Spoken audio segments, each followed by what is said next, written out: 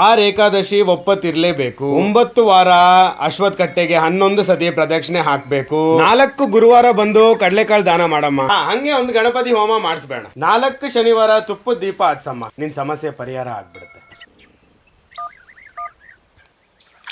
ಸ್ವಾಮಿ, ಮಂಗಳಾರತಿಗೆಲ್ಲ ready ಮಾಡ್ಕೊಳ್ಳಿ ಆಯ್ತಾ? ಹಾ ಸ್ವಾಮಿ, ಮಂಗಳಾರತಿಗೆ ರೆಡಿ ಮಾಡ್ಕೊಳ್ಳಿ. ನ್ಯೂಸ್ ಪೇಪರ್ ಇಟ್ಕೊಂಡು ಏನ್ರಿ ಮಾಡ್ತಾ ಇದ್ದೀರಾ?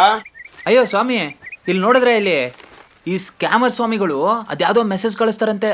ಆ ಮೆಸೇಜ್ ಓಪನ್ ಮಾಡಿದ್ರೆ ಅಕೌಂಟಲ್ಲಿರೋ ಕಾಸೆಲ್ಲ ಮಂಗ್ಮಯ ಅಂತೆ.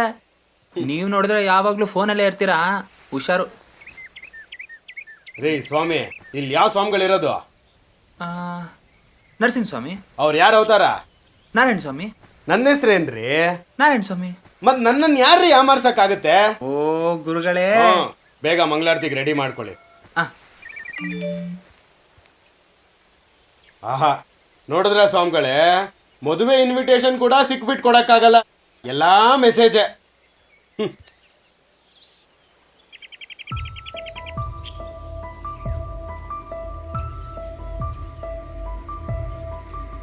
ಓಂ ಹಿರಣ್ಯಪಾತ್ರಂ ವದೋ ಪೂರ್ಣಂ ದದಾತಿ ಮಧುವ್ಯೋಸಾನೇತಿ ಏಕದೈವ ಯಜಮಾನ ಆಯುಸ್ತೇಜೋ ದದಾತಿ.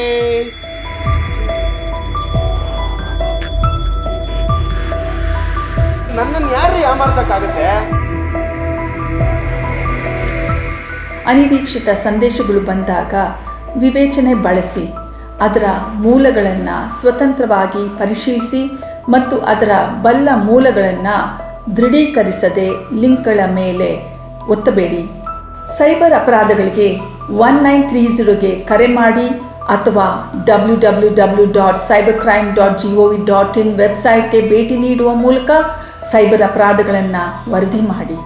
ಸೈಬರ್ ಅಪರಾಧಗಳಿಂದ ನಾವೆಲ್ಲ ಸುರಕ್ಷಿತವಾಗಿರೋಣ.